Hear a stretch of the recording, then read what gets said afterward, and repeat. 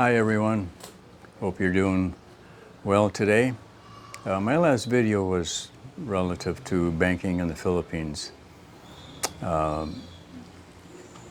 There have been a couple of questions raised since that video, and I would like to address them at this point.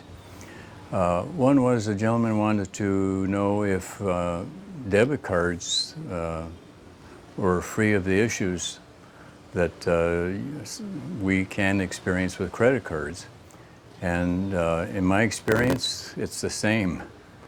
It was my personal bank in the States with whom I still have a debit card, but every time I tried to use it, it was blocked. Phone call after phone call, at least a couple of dozen times. I tried to get it straightened out, and they reassured me, yes, you're okay.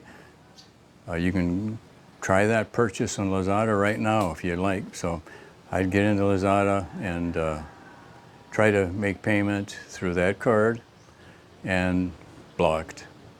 So apparently the office people can't override what is apparently a computer control issue. So I could never use that bank card. Now the other thing was the credit cards from from a credit card company had the same issues there. And what did work for me, as I mentioned last time, was a credit card with a credit union. No issues to this day. So that's something to take into consideration. The other question was bank opening requirements. I mean, bank account rather, opening requirements. And my understanding is, and you can look this up online, Bureau of Immigration, Philippines, that you need to be here 59 days or 60 days. At which point you can apply for an ACR card. That's an Alien Certificate of Registration. And you need that to open a bank account. Now my situation is a little different because I have an SRR visa, and that waives the ACR. It's more involved to get into, but it's more of a permanent nature type of visa.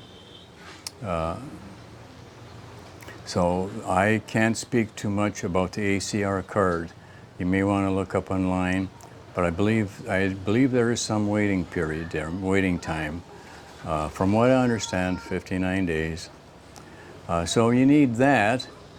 You need your passport with the arrival date stamped in it.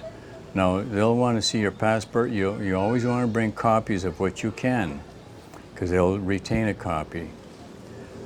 So you need a current passport, may I say, and they'll require a copy.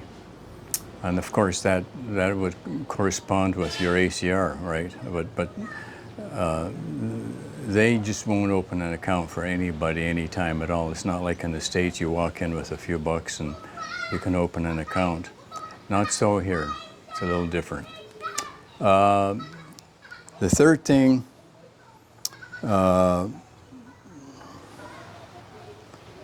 is really, I'm not sure why they require it, but it's a barangay clearance.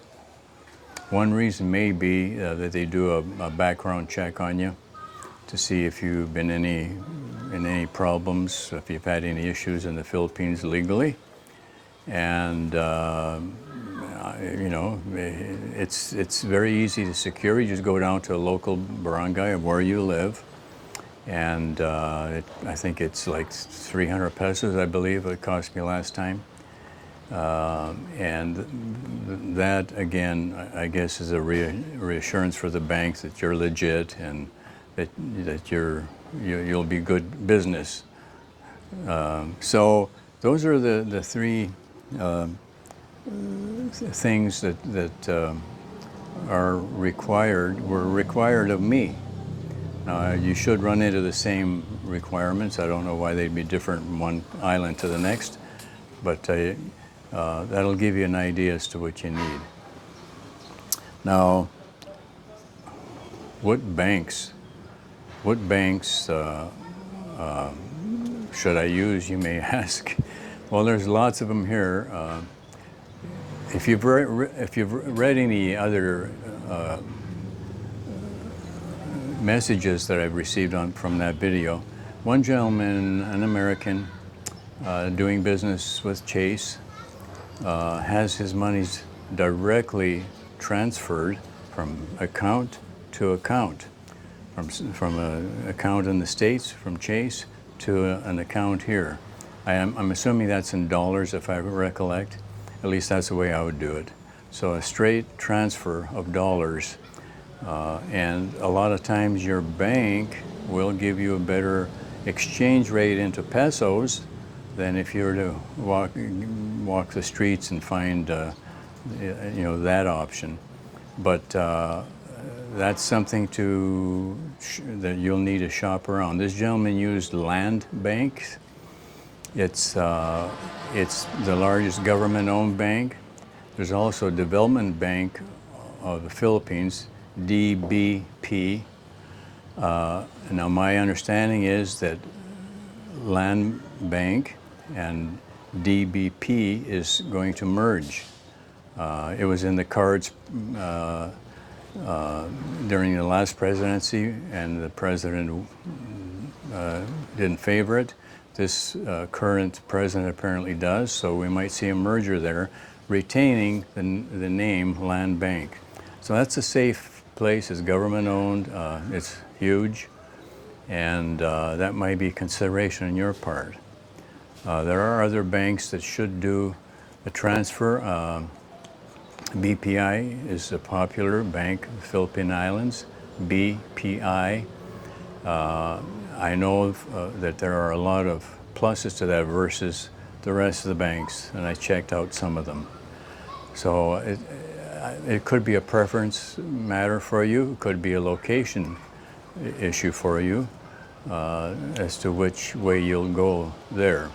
There's lots of land banks, but not as many as BPI, for example, or not as many as other entities. But you will be faced with a decision there.